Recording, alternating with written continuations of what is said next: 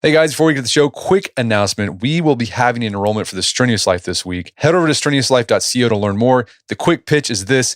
Strenuous Life is an online membership platform that we created to help you put all the things we've written about on AOM, talked about on the podcast, into action through badges. We've got daily check-ins for physical activity, good deeds. We give you weekly challenges. Check it out. Hope to see you there. strenuouslife.co.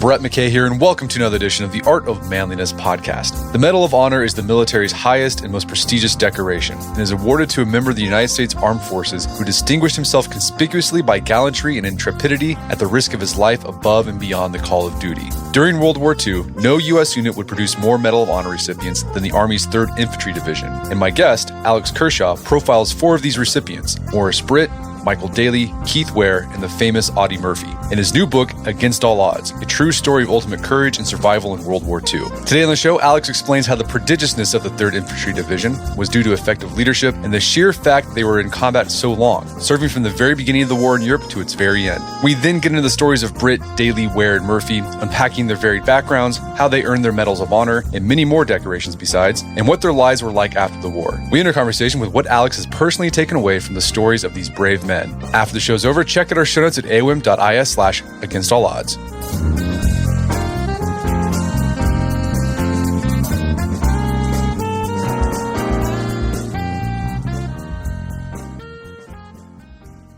All right, Alex Kershaw, welcome back to the show. Great to be with you. So you got a new book out about World War II, Against All Odds, a true story of ultimate courage and survival in World War II. And in this book, you take a deep dive into the war experience of 4 Medal of Honor recipients. We got Morris Britt, Michael Daly, Keith Ware, and then the famous Audie Murphy. What led you to these men's stories? I became fascinated by Medal of Honor recipients in World War II, and I actually went and met at the time, this was like 3 years ago, he was the oldest living recipient of the Medal of Honor from World War II, a guy called Bob Maxwell, who lived out in Oregon. And actually at the time when I saw him, there were 5 living recipients from World War II, and there's now just 1. And I interviewed all but 1 of those 5 because their stories are amazing. And I just thought, hey, while these guys are still alive, I'm going to try and interview each one I can. But Bob Maxwell was amazing, and he belonged to the 3rd ID, 3rd Infantry Division, and he told me not only about how he'd received the medal, but also about his amazing division. And I learned a very important fact, which was that the 3rd Infantry Division received more medals of honor than any other US division in World War II. And I thought to myself, what's going on here? And by more, I mean far more. So the 3rd ID was one of 90 divisions in Europe at the end of the war, 90 odd divisions. And if you compare the 3rd ID, today they officially have 40 Medal of Honor recipients from World War II, and the 101st Airborne have 2. So the glamour boys, Band of Brothers guys, the guys that won the war single-handedly, they had 2, but the 3rd ID that most people have never heard of had 20 times more. So I was like, what the heck's going on here? And it was just a very interesting question, and I discovered that the reason why they had so many medals is because they'd fought longest and lost more men. They started at the very beginning of the European campaign and were there right at the end. So they had a hell of a lot more opportunities than some US divisions to earn medals. Well, so let's talk about their history, because throughout the book, you often refer to them as the Marne men. Why did the 3rd Infantry Division guys, why did they refer themselves as Marne men? That's from World War I, when that division was credited with stopping a very brutal German advance, actually stopping the Germans from reaching Paris. And the 3rd Infantry Division made a very valiant stand along the banks of the Marne River, and forevermore has been known as the Marne Division. The Marne men are the 3rd ID soldiers to this very day. Let's talk about, so you mentioned that the reason why there were so many Medal of Honor winners from the 3rd Division is that they were there from the start. So let's talk about, kind of give us a big picture overview. What was their first mission, and then how did it progress, and how long were they out in the battlefield when it was all said and done during World War II? Well, it was an epic journey. It's, I think, officially 335 days of actual combat. And it lasted from November 1942 with Operation Torch, when the 3rd ID came in North Africa, not far from Casablanca. And then they fought through Sicily. That was the 2nd amphibious invasion. And then they invaded Italy, southern Italy. That was their 3rd amphibious invasion. They fought all the way up the bloody spine of Italy in the fall of 1943. Were in their 4th amphibious invasion at Anzio, which is January 1944. In May of 1944, when the 3rd ID tried to break out of the iron ring, the German iron ring that surrounded them at Anzio, they lost on one single day in May of 1944. They lost, I think it's 932 men. You'll have to fact check me, but that's the largest single loss of men from any one American division in World War II on one day. So that's like a huge amount of men to lose in just one day of action. Anyway, that was their 4th. Anzio was their 4th amphibious operation, and then their 5th and final invasion was the south of France in August of 1944. And the 3rd ID were therefore involved in more amphibious invasions than any other American division in the European theatre. And then they fought all the way up through France to the German border, very fierce fighting in what was called the Colmar Pocket. And then they fought all the way across the Rhine and then ended up in Nuremberg in April 1945 and had the great honor of being the US soldiers that liberated Berchtesgaden, which was Adolf Hitler's Alpine lair.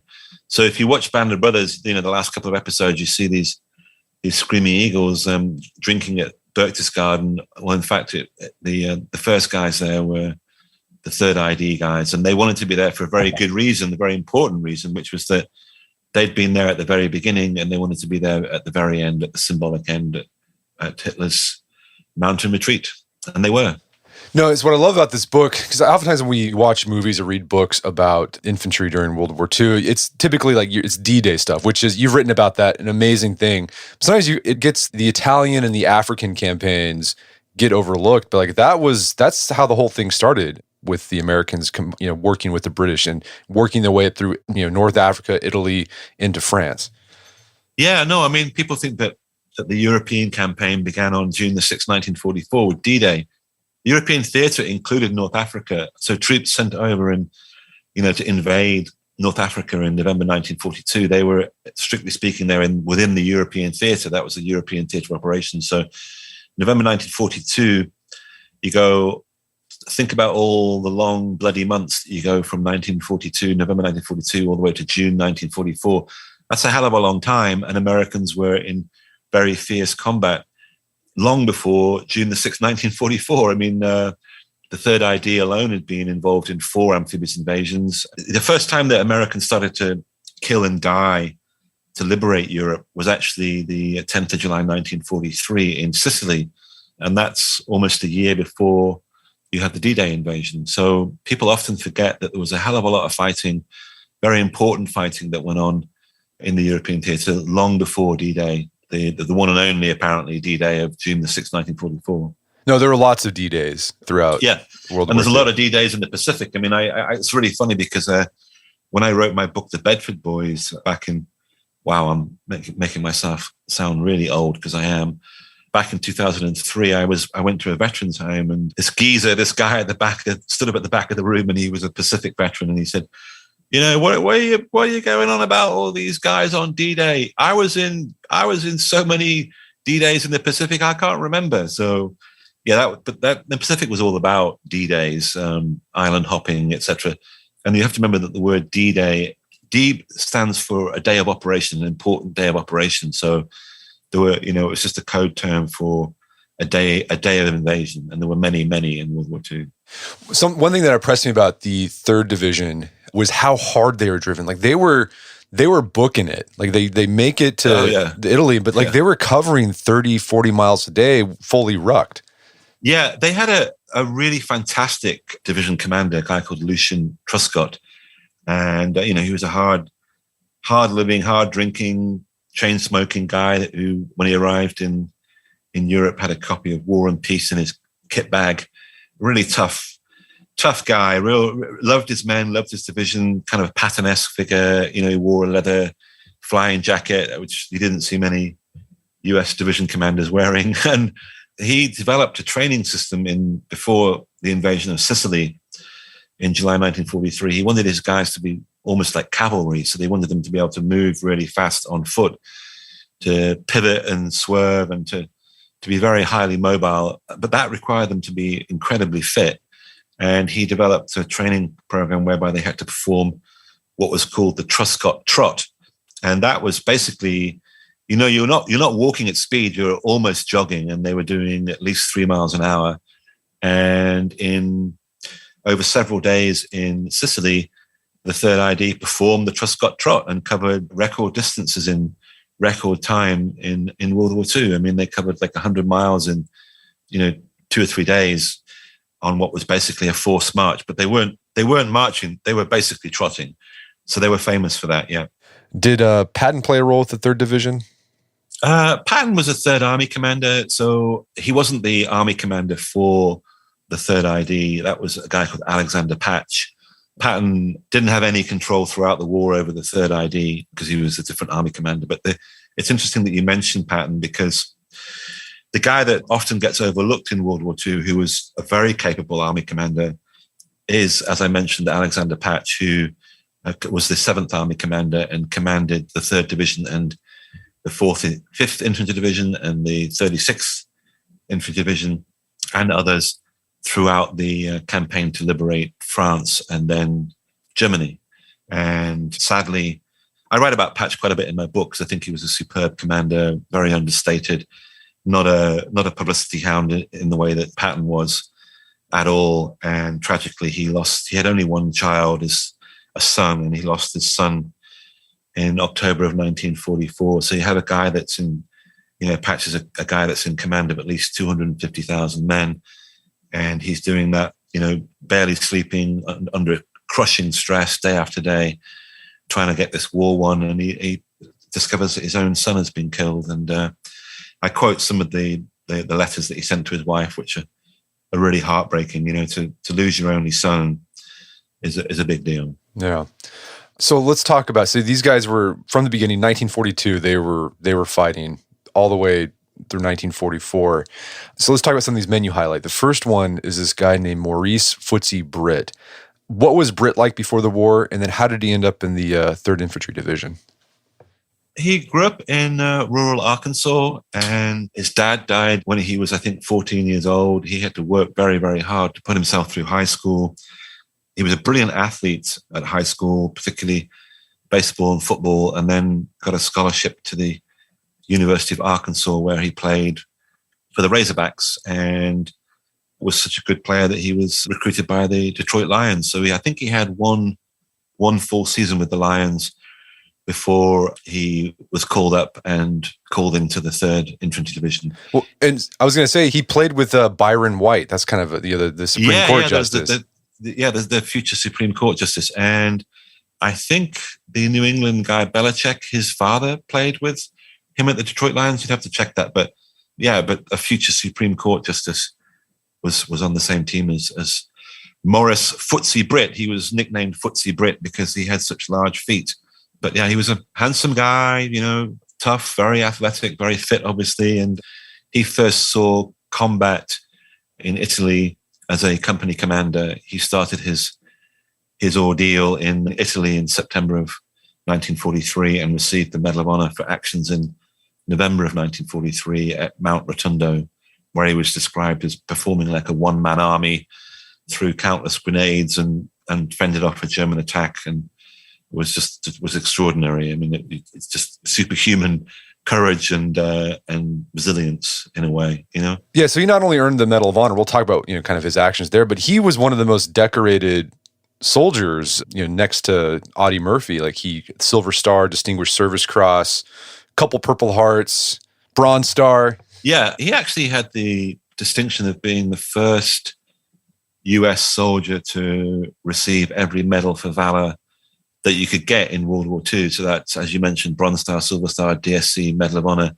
And he completed the set, if you like, when he received the DSC in December of 1944 on the steps of the New York Public Library. It was a big, big media event. So he was the first American to won every medal for valor that you could win in World War II. He was subsequently beaten in the medal count by Audie Murphy, because Murphy also managed to receive all 4 medals and had the Legion of Honor and other. I think he had 3 silver stars. I'll have to check. But anyway, if you add up the medals at the end of the war and you give them various points, Audie Murphy became the most decorated. According to my research and my sources, he became the most decorated soldier of World War II. But Maurice Britt was just behind him. He pipped him to the post. And what was interesting was that the Third ID newspaper, which was called Frontline, in the spring of 1945, they discovered that, Britt had won all these medals. They knew that, but they discovered that Audie Murphy was not far behind in the medal count, and that there was even a headline which, blared that Murphy equals Britt. And then later on, there's another story that I came across where they treated the medal count almost like a game, like a sports competition, that, that these 2 guys were competing in some way. They weren't, but it made for a nice story. So Britt got his Medal of Honor citation at Mount Rotundo. What happened there? Mount Rotundo is right in the center of Italy, in the Apennines, north of Naples. And that was a part of a very bitter mountain campaign that the Third ID waged. They were on the line for, I think, almost 3 months of almost continuous combat. And it was at Mount Rotundo that Britt, as a company commander in the 30th Infantry Division, fended off with his company a very important German attack that, had they not fended it off, a lot more Americans would have been captured, killed, or wounded, and they would have perhaps lost their positions on Mount Rotundo, which was an important strategic objective. No, so I'm looking at his Medal of Honor citation here, and it's saying, okay, he suffered all these wounds, but despite his wounds, he refused to accept medical attention, and then he personally killed 5 and wounded an unknown number of Germans, wiped out 1 enemy machine gun crew, fired 5 clips of carbine and undetermined amount of M1 rifle ammunition, and threw 32 fragmentation grenades. And then in the process, he didn't lose his arm here at this point, correct? No. Okay, so he gets so basically he's like a one-man army here. After this, he goes on to he just keeps going on. Where did he lose his arm? At Anzio, it was late January of 1944. He came ashore on the first day of the invasion. Anzio is about an hour from Rome on the coast. It was the nearest place that we could land a lot of troops, where we could try and push towards Rome. And at the height of the fighting during the Battle of Anzio, a tank shell came through a window where he was standing and exploded inside a room, and killed several guys and wounded a fair few. And Britt had his arm blown off. Had a lot of shrapnel wounds too, but his arm was blown off. And had it not been for a sergeant who was nearby that took off his belt and applied a tourniquet, Britt probably would have died. So he lost his arm. He never got to play professional football again, obviously, and came back to America and received the Medal of Honor at a special ceremony at the University of Arkansas on the 5th of June, 1944. So he became a really iconic figure, certainly in Arkansas, went on lots of war bond drives and whipped up public support for the war effort, etc. But paid a high price. He wouldn't ever say so, because he came home and he was alive, and he had a very full and a happy life in so many ways. But he did, in terms of his wounds, there wasn't a day of his life that he wasn't in pain.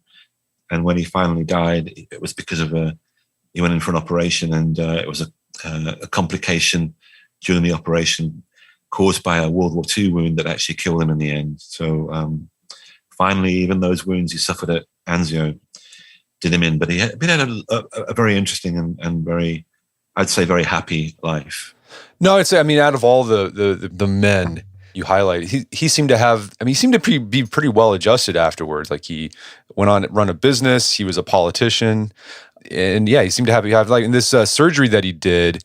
This happened in 1995, so this is this is a wound from World War II. That thing finally got caught up with him in 1995, like a long time. Yeah. And he was lieutenant governor of Arkansas, much beloved figure. Went to as many football games as he could at the University of Arkansas, where he's still revered, and had a successful business career. Came back and worked very hard and brought up a really great family. I spoke to his grandson several times, and he said, I never remember my grandfather being anything but positive and optimistic and happy.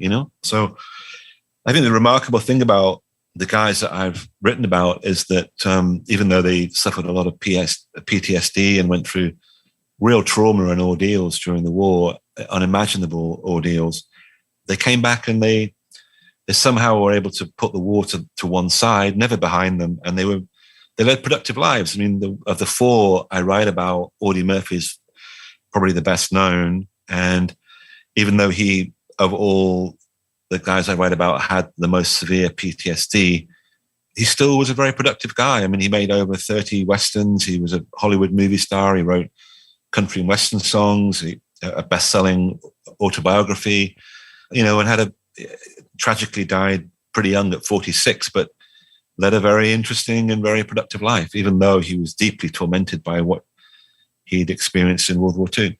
One thing you described with Morris Britt, he described after, he goes back, gets the Medal of Honor, he gets the Distinguished Service Cross for his actions at Anzio where he loses his arm. Then he described, like you said, he gets put on the war bonds circuit.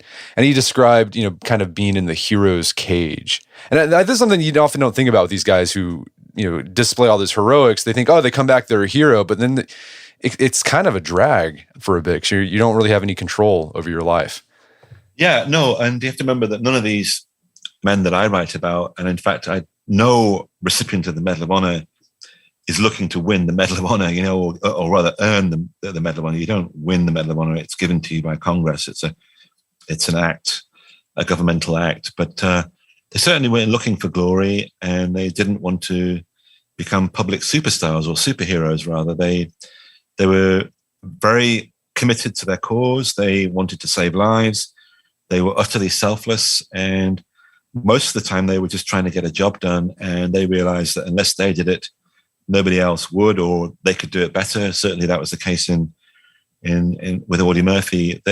So when they came home and they were suddenly paraded everywhere and treated as if they were superhuman, they didn't feel like superheroes. And a lot of them, you come across cases where Medal of Honor recipients say that receiving the medal is an incredibly proud moment in their lives. But, as that medal is hung around their neck in the White House, that act reminds them of sometimes the worst time in their life, when they lost other friends, when they were in deep combat. So it's a burden for some of them. And I don't, that's not to say, hey, they don't, the Medal of Honor recipients that I interviewed were very, very proud of that ultimate award. But as Bob Maxwell, the oldest living recipient when I interviewed him, told me that it weighed heavy. That medal does weigh heavy. You can't get drunk in public. You can't get divorced. You got to lead this virtuous, perfect life. And no one is 100% virtuous or perfect. But Medal of Honor recipients are held to a higher standard, even though they're basically just like the rest of us. They're human, except that they have performed extraordinary feats on the battlefield. We're going to take a quick break for a word from our sponsors. And now back to the show. So another member of the 3rd Infantry Division you highlight who won the Medal of Honor is Michael Daly. And he's an interesting character because he came from a family with a storied military legacy. And it seemed like, he was trying to live up to that throughout his whole time in the military. Yeah, definitely. His father was Colonel Paul Daly, and he was a decorated World War I veteran and actually was a regimental commander during World War II in Europe. So, father and son were both in combat in the summer of 1944, not in the same division, but they were definitely in the same battle. So Michael Daly was at West Point and he dropped out in 1943, age 19, really didn't like West Point at all. Didn't like the hazing, didn't like what he called, the intense regimentation. It's kind of ironic that you'd go to West Point and not like to take orders all the time, but he didn't enjoy that one bit. And one day apparently he threw his books in a corner and said, I'm done, and joined up as a grunt. He was his first day of combat as a private was on June the 6th, 1944 on Omaha Beach with the the Big Red One. So he fought from June the 6th with that division all the way across Normandy, received the Silver Star in the summer of for actions in the summer of 1944, wounded in the fall of 1944 near Aachen, right on the German border there. That's the first German city that Americans started to fight for, and then was seconded to Alexander Patch's headquarters. Patch was the 7th Army commander. We talked about him, and Patch was a very good friend of Colonel Paul Daly, Michael Daly's father, so there were a lot of family connections there. And Daly, one day said that I don't want to be your driver anymore. I don't want to sit out the war. I don't want to be in a headquarters behind the front lines. I want to go back into combat, and was granted his wish and ended up in the 3rd ID in the same regiment as 3 of the guys that I write about out of the 4. So Michael Daly, Audie Murphy, and a guy called Keith Ware. Of the 4 main characters I chose, those 3 were all in the 15th Infantry Regiment. And Daly went on the line in late December 1944 in the Colmar Pocket, and then fought all the way through to Nuremberg, where he performed acts during urban fighting in Nuremberg in April of 1945, for which he received the Medal of Honor. I think there were like 3 or, you never know. When you look at the official reports, when you look at the recommendations, it's like they're so number based. It's like he killed X amount of men, took out X amount of machine guns, threw X amount of grenades, and they're never perfectly accurate because the nature of combat is so chaotic that it's hard to actually sort of pin down exactly how many grenades they threw. I mean, Britt joked about later on, that in the citation it said that he'd thrown 32 fragmentation grenades, and Britt later on joked, well, how did they know that? How did they know that I threw 32 because I wasn't counting, But anyway, Michael Daly, it was in Nuremberg, and his deal was that, at 20 years old, he was a company commander. He was a company commander in the 15th Infantry Regiment. So that means he's responsible for around 200 young American lives. And he's just, he's 20 years old. That's a hell of a responsibility. And his mission was that he was to take as many of those guys home with him as possible, if he was lucky. And therefore he volunteered, or rather just took command and performed some of the most daring acts. If something had to be done that late in the war, he decided to do it himself. And that was certainly the case in Nuremberg, where he went ahead of his company and took out, I think there were 4 machine gun emplacements near a park right at the heart of Nuremberg.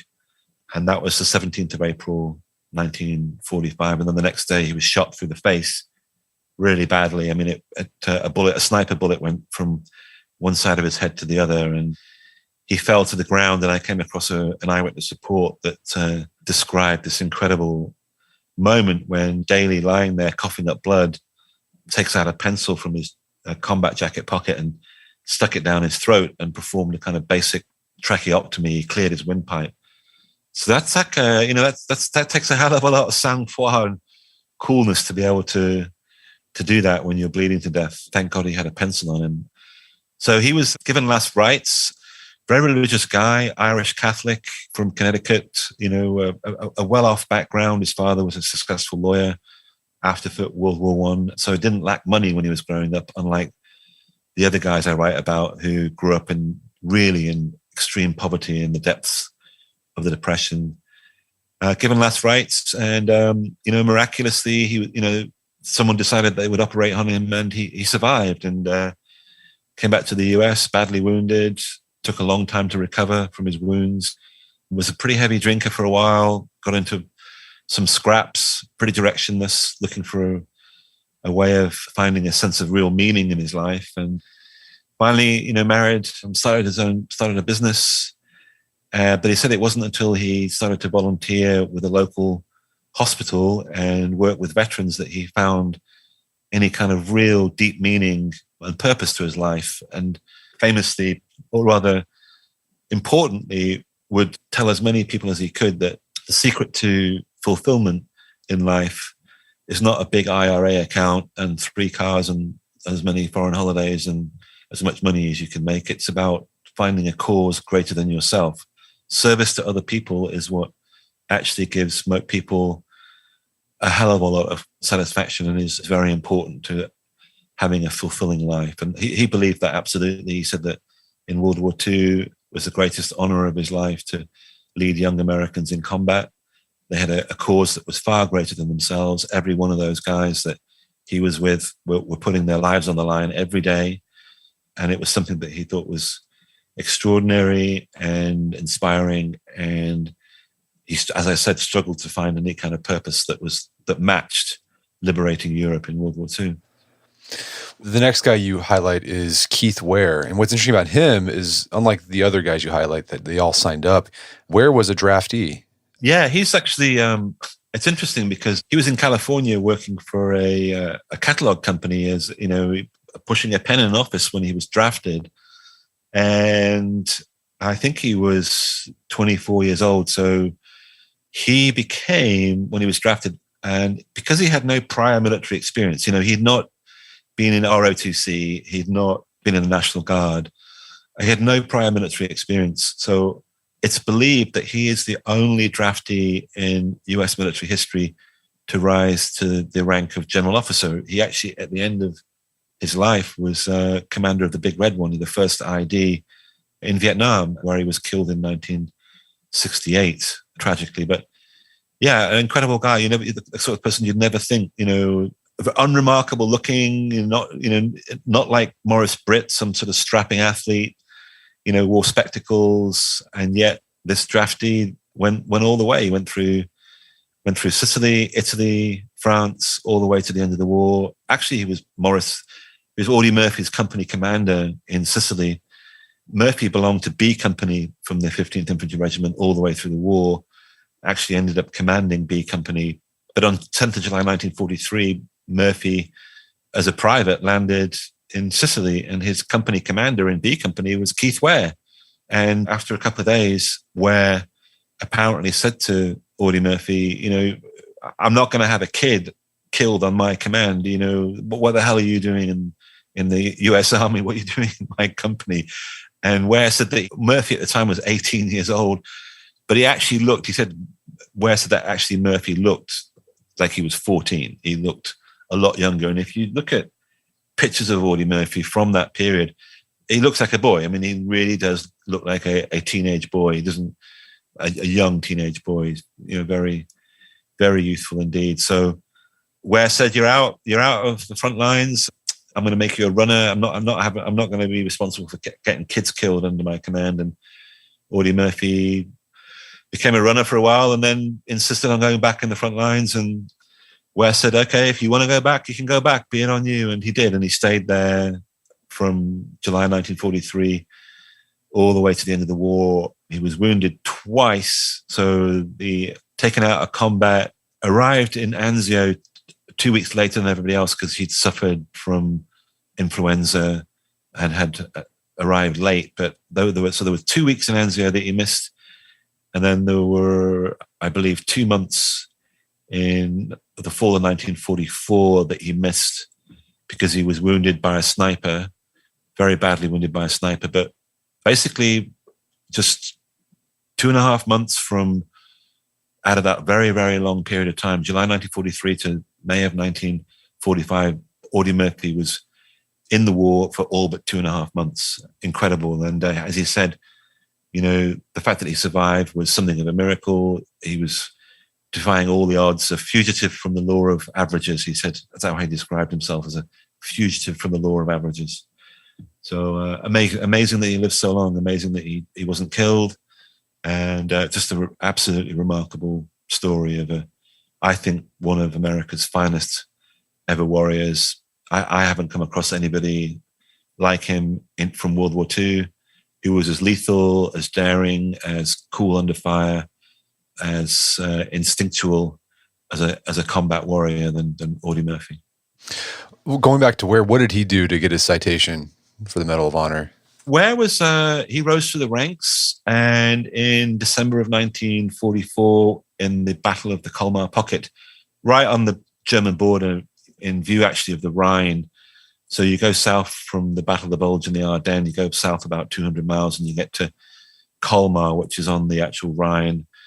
And there was what was called the Colmar Pocket, which was a pocket reaching into France and into Alsace. where the Germans stood and held and fought very valiantly and held up the Americans for basically 2 months. And in December of 1944, Keith Ware was at a place called Siegeltheim in a vineyard, and basically his men were pinned down by the Germans, suffering high casualties. And he basically grabbed a Browning automatic rifle and commandeered, basically called a tank to the front and went ahead of the tank and fired at various machine gun installations and with tracer fire, directing the tank's fire, and cleared out the German opposition on a hill near Siegeltheim in the Colmar Pocket. And for that, he received the Medal of Honor. So he's a lieutenant colonel, a battalion commander. You don't see that happen very often in a war. You shouldn't, strictly speaking, you're not supposed to be that close to the front. You should be behind the lines to some extent, giving orders. But he knew that unless he took control, unless he showed his men how to do the job, it wouldn't get done. And so he just did it. He just, for about an hour and a half, standing back straight, walked up a hill in the middle of a vineyard and pounded the hell out of German machine gun places. Quite extraordinary. And yeah, as you said, he continued in the military and he rose all the way to the rank of general. And I mean, his life ended in Vietnam. Actually, strictly speaking, it ended in 1968 in Cambodia, but publicly we were not supposed to be talking about being in Cambodia. But by 1968, we were in Cambodia, or rather I said the Americans were in Cambodia a hell of a lot, because that's where you went and sought out the enemy. That's where the Viet Cong were. So he was in a helicopter which was shot down by the enemy, and he was killed in 1968. I think he was the highest ranking army officer to die in 1968, maybe the Vietnam War, but a division commander killed in combat was a tragedy. And, this guy had given his whole entire life to the US military, received the Medal of Honor in World War I, and it's very sad that he should die at, I think it was age 53 in Vietnam in 1968. He's actually buried at Arlington National Cemetery, and I've been to his grave, and it's not very far. I mean, it's a 5-minute walk from his grave to Audie Murphy's. And they actually, they stayed in touch after the war.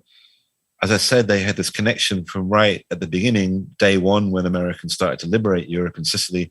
Ware was Audie Murphy's company commander, and then as Ware rose through the ranks, he still had authority and control over whatever position Murphy was in. So, they fought in the same unit, the 15th Infantry Regiment, all the way through the war, and stayed in touch. Murphy in 1955 made a really big movie called To Hell and Back, which was based on his autobiography, which was a big bestseller. And Murphy starred in his own movie. And he contacted Ware and said, would you be the technical advisor on the movie? And Ware was at West Point at the time teaching, and Ware said, I'm sorry, but I'd love to, but I'm too busy. But when Ware was killed, Murphy took it really badly. He had a great deal of respect for Ware. They'd been through the war together. They were bonded by that. In fact, in the fall of 1944, Murphy had saved Ware's life. Ware was at the front trying to see what the hell was pinning down part of his battalion, and he came across Murphy and went ahead on a scouting patrol, and Murphy was worried that these guys were going to walk into hell, and they did, and through Murphy's quick actions, he managed to save Ware's life. So I think that Ware, without a doubt, felt, a great kinship with Murphy, and also, to some extent felt like he owed him his life, because he literally came within a hair's breadth of being killed by the Germans. And had it not been for Murphy, he well may have been killed. So we've been talking about Audie Murphy throughout this, and I'm sure people who are listening to this podcast have probably heard of Audie Murphy. He's got an interesting, his whole career was just crazy. So, started off when he was born. He's born in Texas, broken family. He was picking cotton. When the war started, he wanted to sign up, but he was underage, underweight. I think his sister finally lied and signed an affidavit saying, yeah, he's old enough to join up. He joins up, and what do you think what it was about Murphy? He was this like baby-faced looking guy, but he was just this fierce, courageous warrior. Like, what was it? Just something he was like, his temperament he was born with? It's a great question. What makes a great warrior. Murphy had a very, very, I mean, he went through a war before he even got into a war. So he had a very, very tough, brutalizing childhood and hunted to put food on the table. So he was a superb shot, actually, uncannily great shot. I came across a couple of one eyewitness report in particular that described Murphy in training, and he was literally running along with a carbine and hold several targets perfectly from like, I think 100 yards. So he's running and firing at targets 100 yards away and holding them perfectly so he could move at great speed. I think he was only like 5'8", 5'7", 5'8", so he could get down close to the ground and move at great speed, which was very useful. He made himself a small target, highly mobile, very, very fast, very good reactions. A predator. I mean, a superb hunter and a human predator. I would not have liked to be in a German anywhere near where Audie Murphy was in World War II. Some people, they come up with these figures. I don't know where the hell they get them from, that he killed over 120 Germans. Could have been a lot more, who knows? But he certainly was very, very effective, very calm, made split-second decisions, could scan the landscape, knew how to stay low, how to read a situation, knew how to hunt the enemy, knew how to find them, knew how to conserve his energy, knew how to kill up close very quickly, and was a superb shot, for absolutely fantastic shot. When he was wounded by a sniper, he was shot in the backside. So eventually, I think they took like 3 or 4 pounds of flesh out of his buttock because the wound became gangrenous. But when he went down, the sniper that hit him was under a cape, and Murphy was like trying to find cover. He was in agony and he was bleeding, but he also was aware enough to try and make himself as small a target as possible. He tried to find some kind of cover. The sniper then lifted the cape again to finish him off, the German sniper, and Murphy saw this basically like a twitch in the distance. He saw this cape rise for like a second, and at that very second, bang, he put a bullet right through the German's forehead. So imagine lying there in agony with half your backside shot off, and you've got the sang-froid with a rifle to wait for that split second of movement and then put a bullet through someone's head from 50 yards. And how he earned his Medal of Honor citation, I mean, it's just this. I mean, it's like made for the movie. Like he basically commandeered a broken down tank and started using the 50 caliber machine gun to just take people out. Yeah, that was again in the Colmar pocket near Holtzwihr, a village called Holtzwihr where I've been, and the Germans attacked. And Murphy knew that his Company B would be probably wiped out if he didn't take action. And he jumped onto a burning tank, moved the dead body of an American out of the way, and fired the 50 cal for, some people say it's about an hour. In his citation, it said that he was on the tank for about an hour and repelled several German attacks while the tank was flaming, while there were flames leaping around his feet.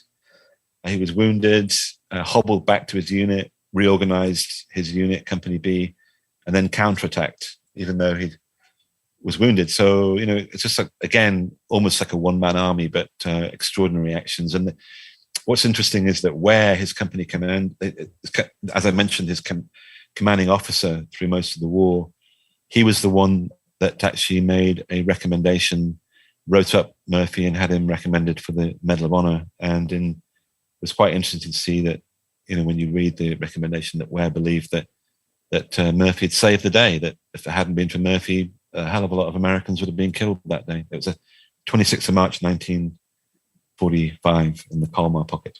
And as you said earlier, Murphy ended up being the most decorated soldier of World War II, correct?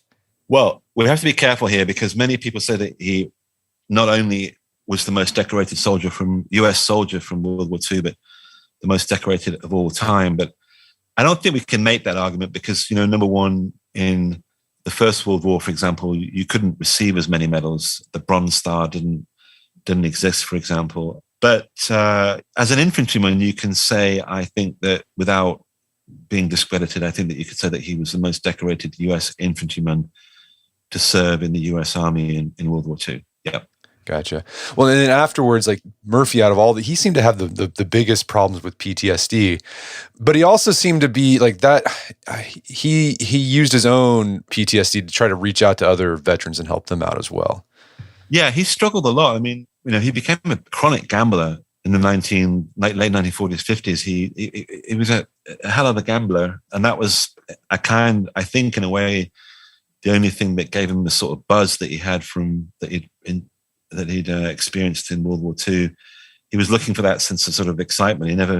He said he could never feel like that sense of adrenaline rush or that intensity of life again after World War II. And yeah, had suffered with PTSD.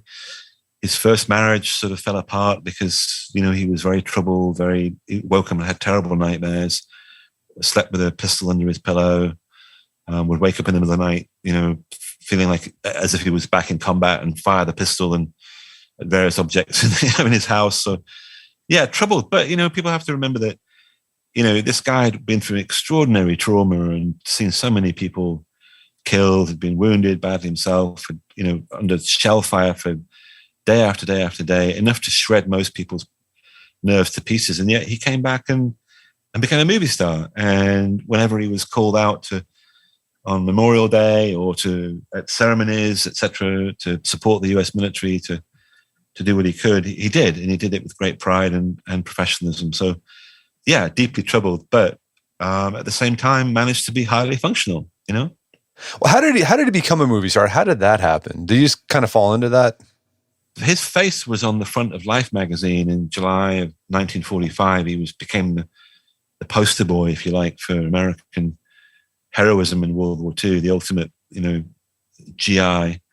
And Jimmy Cagney in Hollywood picked up Life magazine, looked at this, boy on the front cover with a Medal of Honor dangling around his neck, and thought, "Wow, this guy's a star. He's a very handsome. You couldn't make this up." And he contacted Murphy in Texas when Murphy went back, and he said, "Come out and stay with me in Hollywood, and I'll help you get a career in Hollywood." So I think it was the fall of 1945. Murphy went and stayed with Jimmy Cagney, stayed at his home in Hollywood, and Cagney got him started in a gym and tried to sort of help him, rehabilitate him in some ways. Cagney said he looked terrible when he came back from the war. He was very, very thin and he looked like he'd really been through hell and back. And then got him, I think Cagney helped him, paid for some acting classes. And then finally in, I think, 1947, Murphy picked up his first role. I think it was in a movie, ironically, about West Point. And from there on, the rest is history. Starred in Red Badge of Courage and that great John Huston movie. And then his most successful movie was To Hell and Back, which came out in 1955, which is the actual book that Murphy wrote himself about his time in war. And then he ended up dying at 46 in a plane crash. Not far from Roanoke in Virginia. And it was quite ironic in a way that the colors of the plane were blue and white, and that's the insignia for the third ID is blue and white, a patch with blue and white stripes. So people pointed that out, that it was kind of ironic that he died in a plane which is the same colors as the unit he'd fought with throughout World War II. As you took a deep dive into the lives of these men, did you take any life lessons from them? Yeah, definitely. I mean, it's incredibly humbling, awe-inspiring, and it makes you feel extremely small to spend quite a bit of time writing about such incredibly strong, determined, inspirational people. They were very selfless. They gave an enormous amount. They were extremely fortunate and blessed, I believe, to be able to survive World War II. And they loved other people. They had a great love for other human beings, and especially the men they commanded, and were utterly, utterly selfless. Their courage was really about doing whatever they could to keep others alive and to save lives. Yeah, look, life lessons that are so humbling because they achieved so much and they had such essentially good lives. What they did in World War II was unbelievable, but then to come back and raise families and give back yet again and serve others through their communities, through whatever they could do, to help others in their communities, which included Audie Murphy. That was amazing. They lived fantastic lives. They were great men and great Americans. They were just really, really inspirational figures. You've written, numerous books about World War II. I mean, what keeps you interested in and drawn back to that period? I think it's the stories are amazing. I don't think you can find better war stories than those from World War II. The stakes were so high. Most wars are very morally complicated. World War II was a very important victory for Americans and very important for us Limeys. It was the guys that I write about predominantly put everything on the line to liberate Europe, to restore democracy and civilization to a place where complete evil had taken over. They stopped genocide. They stopped the Holocaust.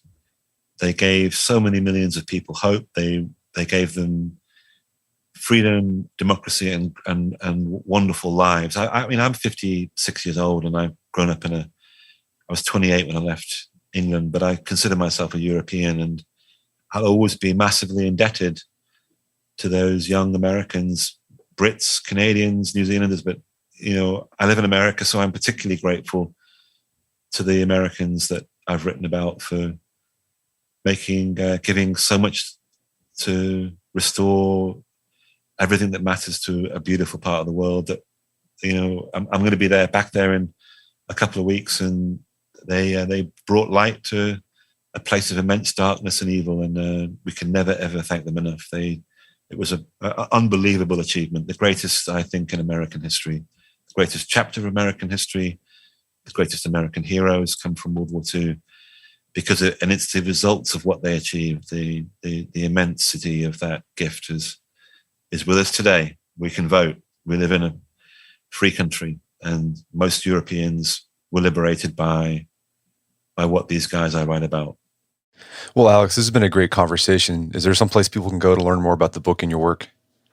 Yeah, you can go to alexkershaw.com, and you can find the book online at Amazon, and go to your local independent bookstore if you've got one, because let's not forget, the more books you buy in a local independent bookstore, the more independent bookstores there will be around in the future. So yeah, you can find it anywhere at good bookstores, etc. And I hope people really enjoy it. I found it a really amazing, moving experience to write about these guys, and I hope people will be inspired. Well, Alex Kershaw, thanks for his time. It's been a pleasure. Thank you so much. My guest today was Alex Kershaw. He's the author of the book Against All Odds. It's available on Amazon.com and bookstores everywhere. You can find more information about his work at his website, alexkershaw.com. Also, check out our show notes at aom.is/againstallodds, where you can find links to resources where you can delve deeper into this topic.